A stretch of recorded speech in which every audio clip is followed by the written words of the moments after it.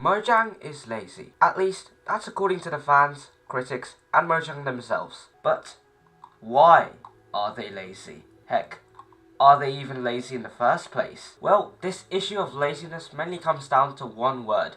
That is updates. Now, I'd love to say that Mojang brings us content-filled, exciting, and frequent updates that change the game, but that simply just isn't the case. Or at least, isn't the case anymore. But you may ask, what exactly caused Mojang to deliver such boring updates after having some of the best updates in the game's history? Well, for that, my friends, you need to thank three words: caves and cliffs. You see, after the success of the 1.14 Village and Pillage and 1.16 Nether update, Mojang decided that they'd do something that the fans had requested for years. Turn the old boring labyrinth-style caves into more open ones like the ones we have nowadays. But they also promised to overhaul Minecraft's terrain generation as a whole and adds loads of new structures into the game. Now this sounds all very well and good. I mean, they were going to add loads of new structures and content after what were the best updates in Minecraft history. There was just one problem: time. See, Mojang had promised all these crazy new features, but they didn't have the time to do so, mainly because they promised to release them within a couple of months. And so, when Mojang realized that they couldn't release the update when planned, they decided to delay it, and then split it up altogether. But it isn't the fact that they delayed and split up the update that made people mad, it was the way that things were split up.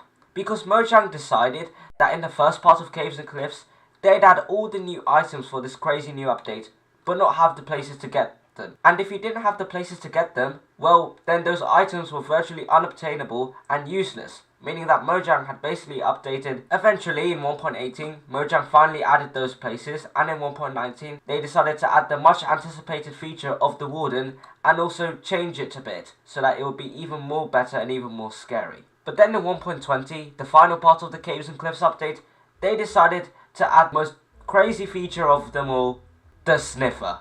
Yeah, even the heavens got dark as soon as I said that. Which leads us to the first reason of why people think Mojang are lazy. After the fiasco with the Caves and Cliffs update, they were simply just too scared to try anything new and brave. But you might be wondering, what about the trial chambers that they added in 1.21? Surely that was a big feature and a big update, right? Well, yes. It was a great update, and certainly a big one as well. And it looked like Mojang had finally got their mojo back. But then they decided to stop all the progress they made and instead announced that the updates would come out as smaller and frequent drops. And just to show you how small these features were, the first new features that they added for these new drops were Wolf Armor and more wolf types. Yeah, this wasn't really a good start for Mojang, was it? And so people were left wondering. But it wasn't the fact that they added Wolf Armor which made people mad.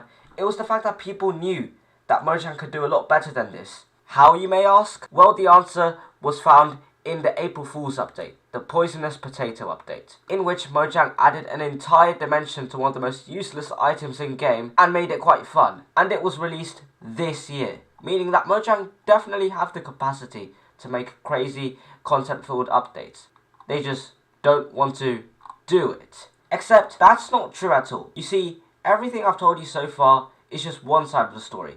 But in reality, Mojang are not lazy at all. Their supposed laziness is actually to the Minecraft community's benefits. Now you might be looking at me and wondering, Cheetos, you've gone insane. How can Mojang not adding features make the community of Minecraft a lot better place? Well, this is because Mojang have realized that there's one thing in their community in which not many other gaming communities have: a modding fan base. Because Minecraft mods are actually really popular. In fact, certain Minecraft mods have actually inspired Mojang to add certain features to their game. An example being the piston. Mojang know that because they've not added a bunch of crazy new content in the last couple of years, they know that people will be going and making their own content. We've seen that in mods like the Deeper and Darker and Better Nether and End packs. And yeah, while it is frustrating to know that we won't get an Ender update for another couple of years, and that it will probably be not as good as the modded versions, at least we can firmly say for now that Mojang is not lazy. They're purposefully being quiet so to let our creativity flourish. It's from boredom that you get the most creative ideas. It's when the canvas is blank that you start to paint a picture. So with that, folks, I hope you have liked the video, and if you do, well, consider liking and subscribing to my channel. That 100 days video is coming soon.